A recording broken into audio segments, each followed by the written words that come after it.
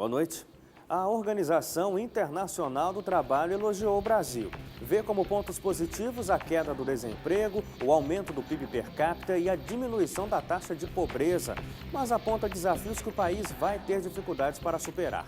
O Brasil precisa melhorar em relação a antigos pesos negativos. Falta investimento, a infraestrutura é inadequada e a formação de mão de obra é insuficiente. E fica um alerta.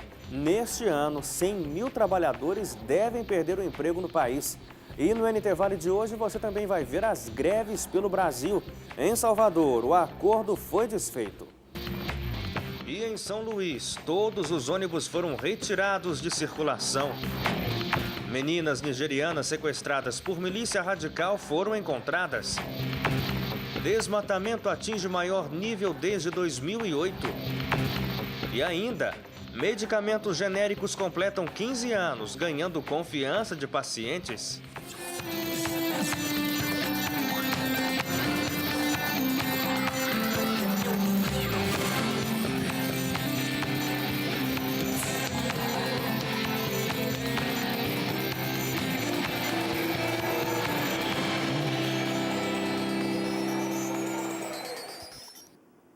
São Luís, no Maranhão, teve o 6º dia de greve dos trabalhadores rodoviários. Hoje, todos os ônibus foram retirados de circulação. Muita gente nas paradas de ônibus no início da manhã. Mas, prevendo transtornos, os usuários de transporte coletivo buscaram diferentes alternativas. Carona meu, que o Unisson ficou da empresa, ficou de buscar a gente aqui. Nossa, tô com mais de 1 hora esperando aqui. Muita gente não foi pego de surpresa, né? Avisaram desde ontem, né? Aí o que acontece? Aí muita gente já está precavido, foi para casa, né? Uns estão esperando o van, mas não está dando para fatura ainda. Estão vendo ainda que é para mais tarde, né? Nos terminais de integração, nenhum movimento. Do lado de fora, mais pessoas tentando chegar ao trabalho. Já tem alguma alternativa de transporte? Já, estou esperando uma amiga minha que vem me buscar. No 6º dia de greve, os 1.098 ônibus que compõem a frota de transporte coletivo amanheceram nas garagens, dificultando a vida de quase 700 mil usuários. Nós estamos à disposição desde 2 meses atrás e até o presente momento nós não fomos chamados. Então, com essa atitude que foi tomada pela categoria, esperamos que possa ser chamado por parte dos empresários, do poder público, de alguém. E sem negociação, a categoria promete continuar a greve. Se não houver nenhuma negociação, amanhã a paralisação vai continuar por tempo indeterminado.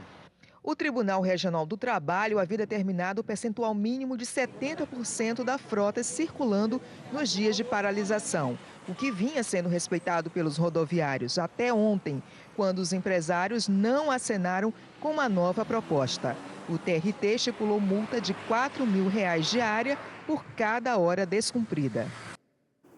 Já em Salvador, a greve dos motoristas de ônibus teve o seu 2º dia. A paralisação começou ontem, depois dos trabalhadores rejeitarem o acordo que tinha sido fechado entre o sindicato e as empresas. A Justiça determinou que pelo menos 70% dos ônibus circulem no horário de pico.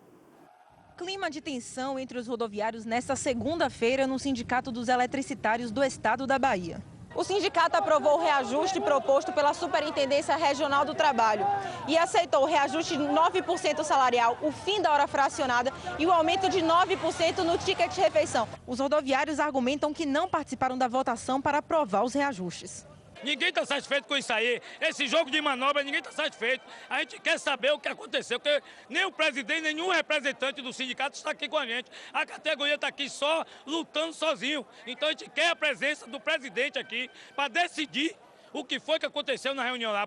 Já o sindicato afirma que alguns rodoviários não quiseram participar da Assembleia e diz ainda que o resultado das negociações foi positivo. O melhor percentual, o primeiro do Norte e Nordeste, o 2º maior do país, com o fim da hora fracionada. Eu acho que esses companheiros que estão com sintonia com esse acordo, certamente devem avaliar com cuidado que a gente tem uma responsabilidade social com a cidade, com o Estado.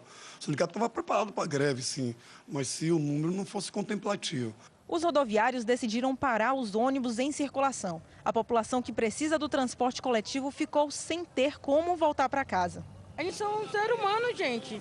A gente tá aqui no meio da rua assim, jogado ao tempo, Deus dará. Não pode, gente. No final da tarde, na região do Dique do Tororó, algumas pessoas decidiram bloquear pistas e ameaçaram apedrejar ônibus e carros. A Justiça do Rio de Janeiro aceitou a denúncia contra 5 militares suspeitos de envolvimento na morte do ex-deputado Rubens Paiva em 1971, durante a ditadura militar.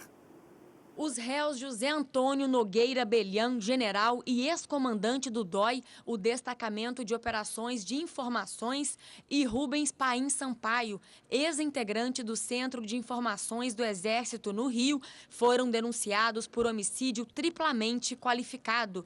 Eles podem ser condenados a até 37 anos e meio de prisão.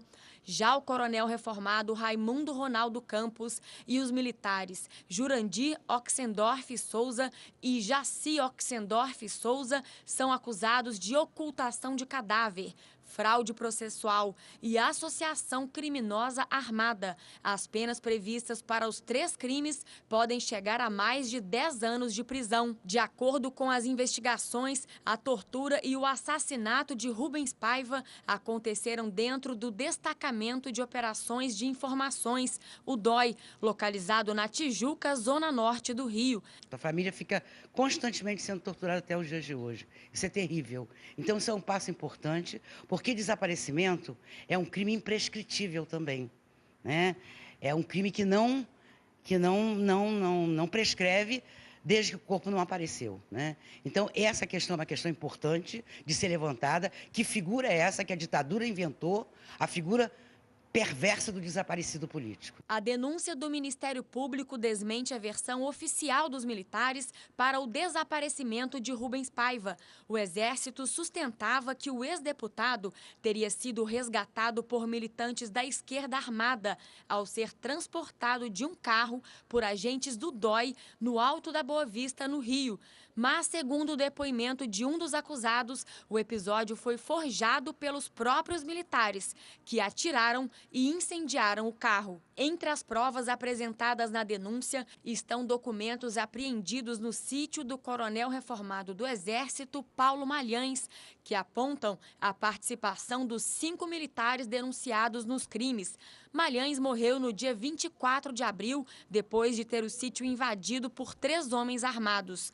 Um mês antes, ele revelou à Comissão Nacional da Verdade que o corpo do ex-deputado Rubens Paiva, morto em 1971 durante a ditadura militar, foi jogado em um rio de Itaipava, na região serrana do Rio. O chefe de defesa da Nigéria afirmou nesta segunda-feira que localizou as meninas sequestradas no mês passado pela milícia radical islâmica Boko Haram. A localização das meninas sequestradas é mantida em segredo pelo governo nigeriano. O chefe da defesa disse apenas que sabe onde elas estão e descartou o uso de força em uma eventual operação de resgate. Nos últimos dias, o exército do país recebeu críticas pela falta de resultado nas buscas. Estados Unidos, Reino Unido, além de outros países, também ajudam na procura. Mais de 200 meninas foram sequestradas em abril em uma escola na cidade de Chibok. O grupo Boko Haram ameaça vender as jovens se as autoridades não libertarem militantes das prisões da Nigéria.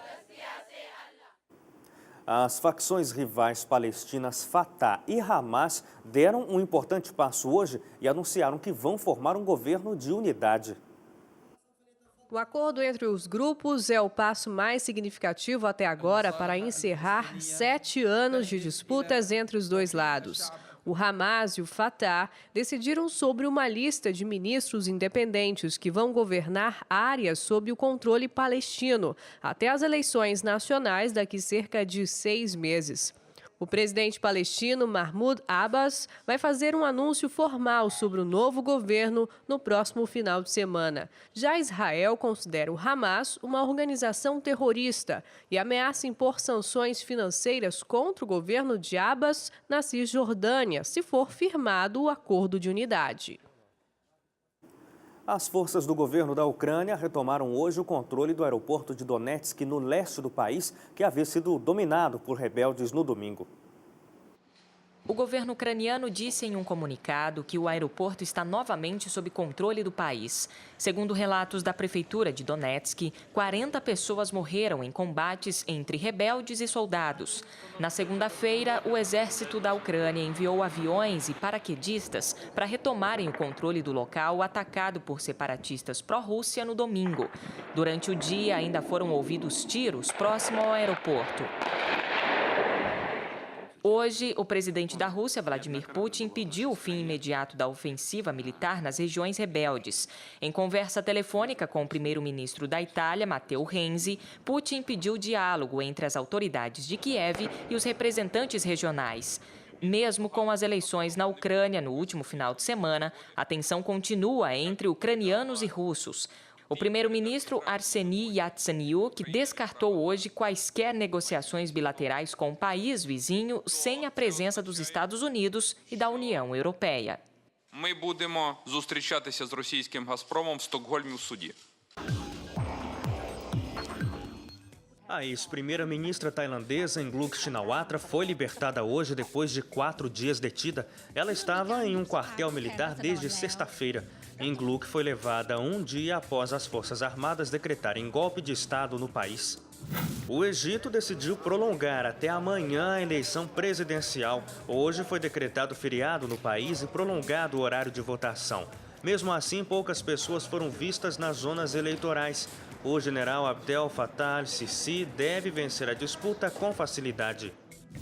Autoridades chinesas apreenderam hoje quase 2 toneladas de explosivos. A informação é de que o material seria usado em um ataque na região de Xinjiang, de maioria muçulmana.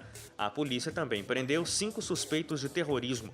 A ação faz parte de uma operação iniciada após um atentado que deixou mais de 40 mortos há 5 dias. 7h12 pelo horário de Brasília e no próximo bloco, a agência da ONU estima que 3 milhões de pessoas vão perder o emprego esse ano. Previsão da OIT é de aumento do desemprego também no Brasil.